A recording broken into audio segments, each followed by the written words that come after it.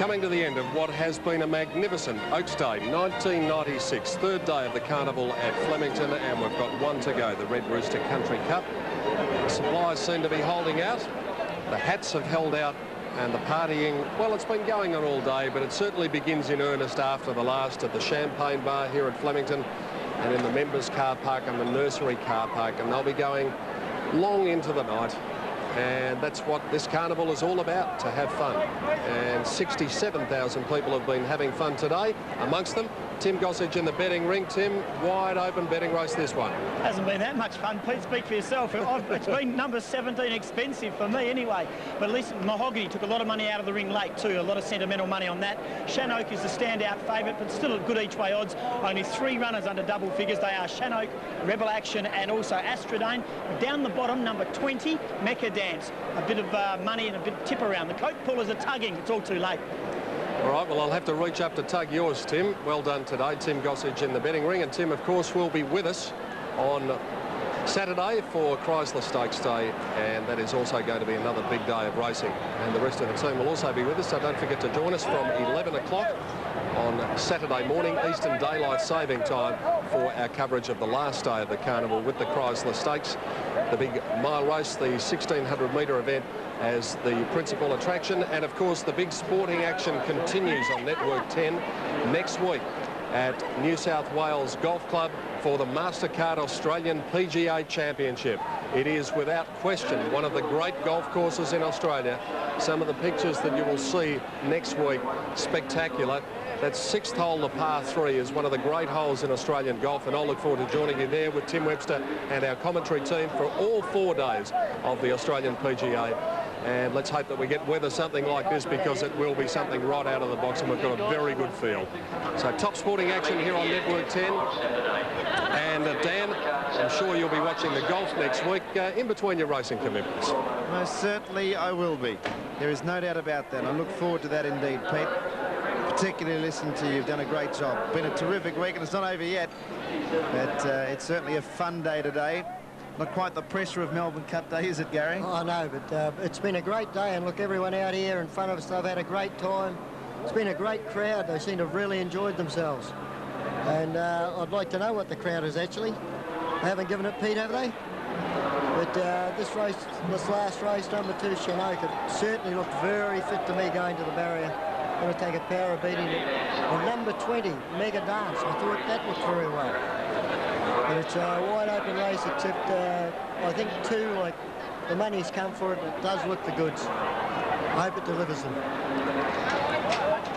Now they're getting closer to a start for the last. They're still about 4 away from the line. Astrodane, the mare, goes up. Hunker Magic, Brave Strike and Bay Strike, very similarly named.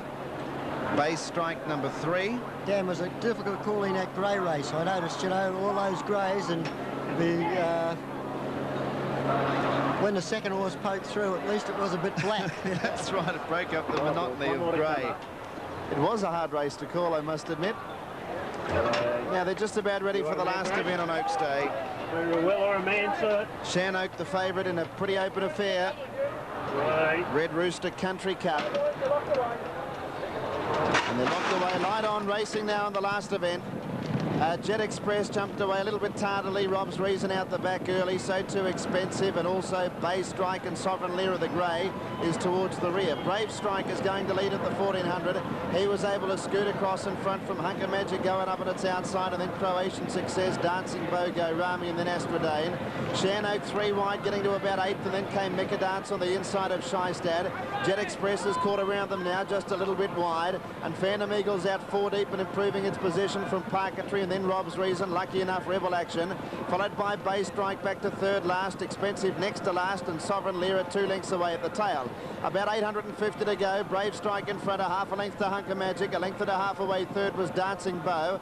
Going up on its outside into 4th spot, Croatian Success, and then came Astrodane, and Go Rami was next.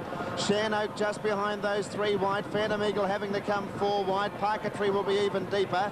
and then Mecca Dance, followed by Shystad. Rebel Action well back with Jet Express on the turn, and then came Lucky Enough and well back in the field. Bay Strike from Sovereign Lira and Expensive. Into the straight of the 400. Brave Strike, a length and a half clear. Hunker Magic. They're 2.5 lengths to Dancing Bow, followed by Go Rami, then Shan Oak and Shystad. Brave Strike, 250 to go, about a length in front. Hunker Magic trying to run it down. Go Rami running on. Then came Shystad. It's Brave Strike still a length clear. Go Rami coming at it.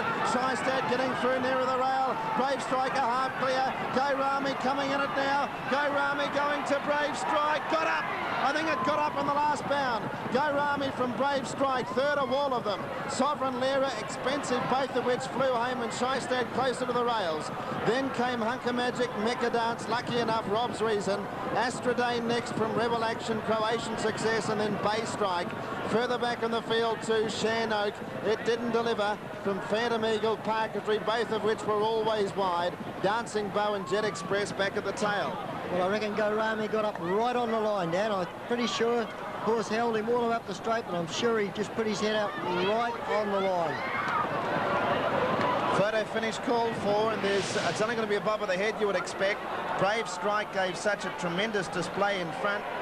And number 4's got it. Go Rami the winner, number 4. Yes, I thought he just got there right on the line.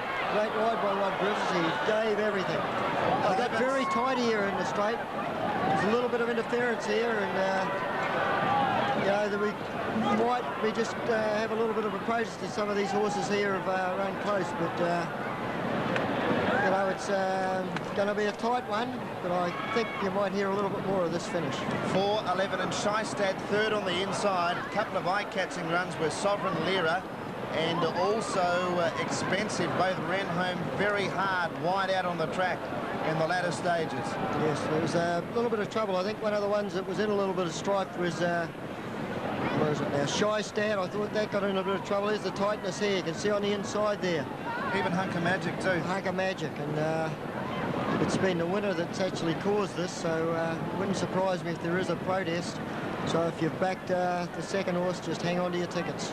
Yeah, it perhaps does look that way, doesn't it, Gary? Yes, I think he's the one that's definitely got in on top of them. And I hate to say it, but I think you might hear a little bit more of this. Okay, it's only a narrow winning margin. There is the winning jockey, Rod Griffiths. He's with Johnny Letts, and we might find out more how tight it actually was over the last 100 metres, Letsy. Yeah, Rod, you had a nice run from your barrier 2 all the way. I had a beautiful run, Johnny, and yeah, I was pretty confident sort of halfway up the straight, but he just took a little while to flatten out today. There was a lot of horses in the race with a chance 200 out, wasn't there? It was, yeah. But he sort of held him to the line. He hasn't held a big margin, but he's been going as strong on the line as any other horse.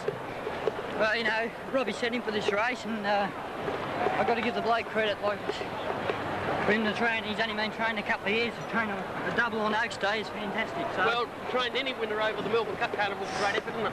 Yeah, but oh look, he's an honest old horse, and he just keeps winning, you know, when you want him to. And he's a nice horse, and today a big field, you know, you need a lot of luck in it, don't you? Need a lot of luck, you know. I travelled pretty well, John, and sort of halfway up the straight, I expected him to quicken probably better than what he did, you know. Yeah. But still he won. Can't do any more than that. That's no more than that, mate. That's all you need to do, and you've ridden the double today. Good luck, Roddy. Thanks, Johnny.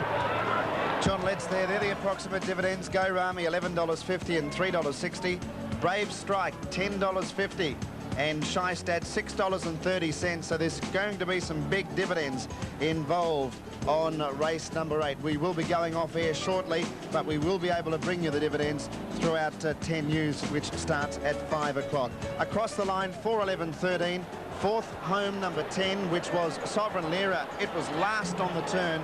Terrific effort. And fifth was number 18, which was Hunker Magic. Gary, take us through here. Yes. The inside 4 horses are what we need to watch for. Yes, well, Brave Strike's 3 on the fence.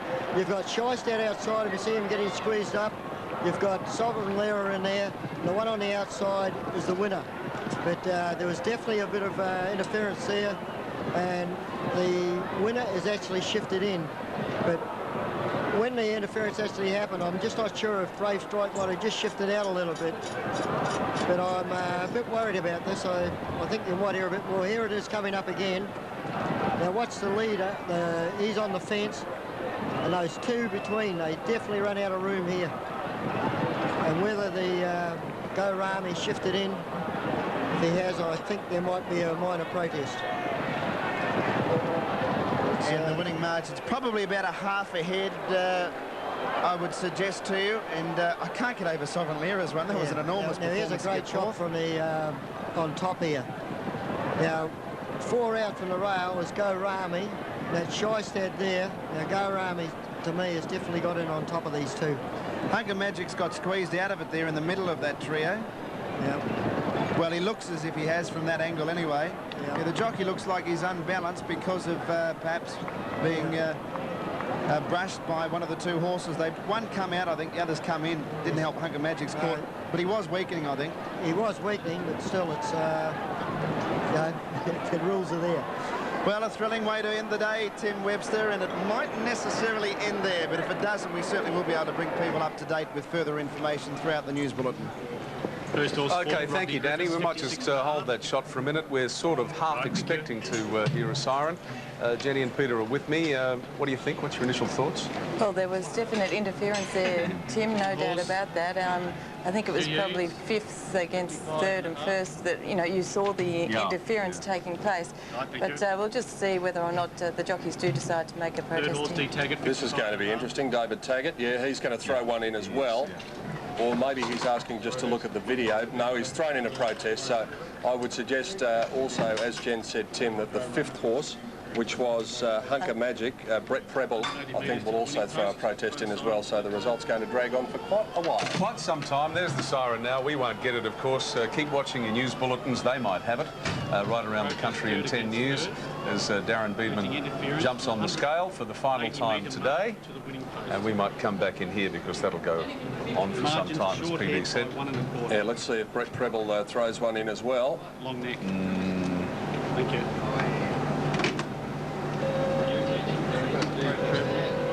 No, he didn't. No. Okay, so it's going to be third against first only.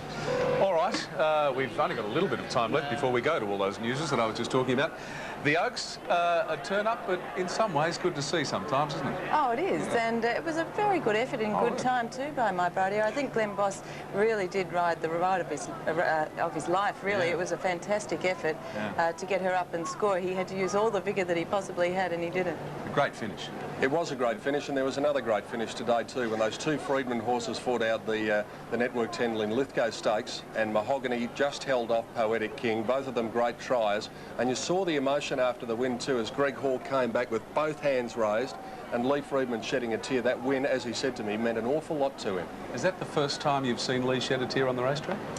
It is for me, anyway. He's usually pretty laid back about the whole thing. No, I saw him shed a tear actually in the Marquee last year after the Melbourne Cup, mainly because they were pouring champagne all over his head and it was getting in his eye. And the other horse that we saw today too, the very young horse, yes, isn't he a nice horse?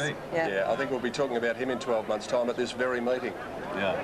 All right, well, another great day. The weather was beautiful, the track was great, the horses were terrific, the ladies looked beautiful. What more could you ask for? Exactly. Well, we're back on Saturday. Hopefully we can find some winners. Yeah, indeed. Hopefully we can find some winners. Yes, we are back on Saturday for the final day, 11 a.m. We're back with you right through until 5 p.m. That's summertime, of course, Australian Eastern Standard summertime. And that, please don't forget that. PD and I are looking forward to that. You're coming up to have a hit in the Pro-Am? I won't be able to make it for the Pro-Am, but I'm looking forward to the tournament. It's going to be a ripper. Okay, my pleasure. And that's the Australian PGA from the magnificent New South Wales Golf Club at La Perouse in Sydney. But we're back here more immediately on Saturday. Gee, we hope you enjoyed it, because we certainly did. The RC Oaks Day of 1996. My Bright here, the roughie. And we hope you won some money.